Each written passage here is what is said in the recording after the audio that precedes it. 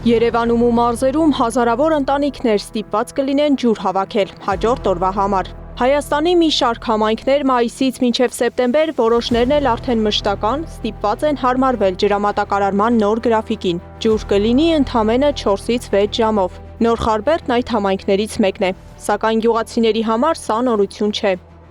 Մոտավորապես 10-15 տարի է, առավոտյան 2 ժամ, երեկոյան 2 ժամ։ Միշտ այդպես եղել է, մինչև նույն գրաֆիկը գնում է, որևէ ջնջապատիվ չկա։ Դա բոլորը ըստ դրա տունը կառուցել ենք, այսինքն տակը բակեր է դրած, այդ 2 ժամը գալիս է լցվում այդ բակերը, այդ ամբողջ օրը դա թանուր բան ենք անում։ Մենք այդպես ենք օգտագործում, համարյա սաղ հարևանությունն էլ 70-90% սաղ բակ են դրել։ Ես որ ջերմոց ունեմ, ջերմոցի համար տնից շլանգով միացնում, տանում եմ, ջրում։ Ինքը ավտոմատ 4 անգամ, 5 անգամ այդ ավտոմատից եմ փոխել, 2-3 անգամ էլ մատոր եմ փոխել։ Ոչ մեկ առհասարակ եթե դուք նկատեք, այգիները էսա, բոլորի տանդիմացը հող կա, ոչ մեկ ոչ մի բան չի մշակում։ Անիմաստ են էլի համարում, եթե պիտի դնեն մի 2-3 ամսով ջուր չլինի իմաստավորն է, ասենք ծախս են անում, հայաթը ինչ-որ բույս են տնկում ու հասարակ ծառները չորանում, այստեղ մի 90%-ն է սենց խմելու ջրով, ստեղից, ընտեղից, մարդիկ կան, որ ասենք այս արվից կարող է վեդրոնով տանեմ բույսը ջրեն, այնքան որ չչորնա։ Հանրապետության բնակավայրերում ջրամատակարարումը Վեոլիայի սահմանած գրաֆիկով ամռան ամիսներին տատանվում է 4-ից 17 ժամի միջև։ Վեոլիա ջուրը պարզաբանում է, թե նման գրաֆիկը սպառողների թվի ավելացման պատճառով է։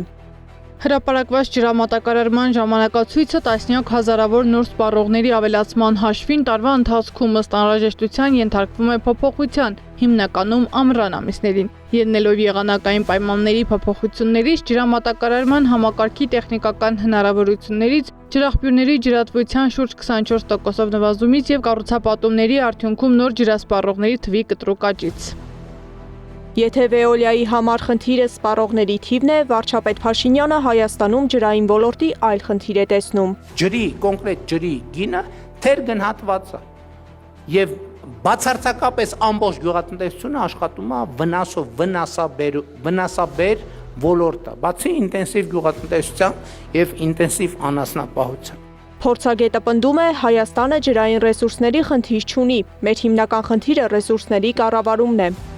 Ռոպան ջուրը որոշակի խնդիրներ ունի, պակասի, դրանով այս պայմանավորված Սեմանալեջում թույլատրվող քանակից սովորաբար ավելի շատ բաստողումները հանրային դաշտում ռոպան ջրի պակասով։ Կարեն Վրդանեսյանն էլ պատահական չի համարում տեղումն առած ձմռանից հետո նման մասշտաբի ջրանջատումները։ Հիշեցնեմ, որ 2024 թվականի նոյեմբերին Բաքվում Միացյալ Նահանգների դեսպանը բացահայտել էր, որ մեր ակտիվ աջակցությամբ Ադրբեջանից եւ Հայաստանից հիդրոլոգների եւ ինժեներների մի խումբ մշակում է սահմանները հատող գետերի ջրի ինտեգրված կառավարման սխեմա։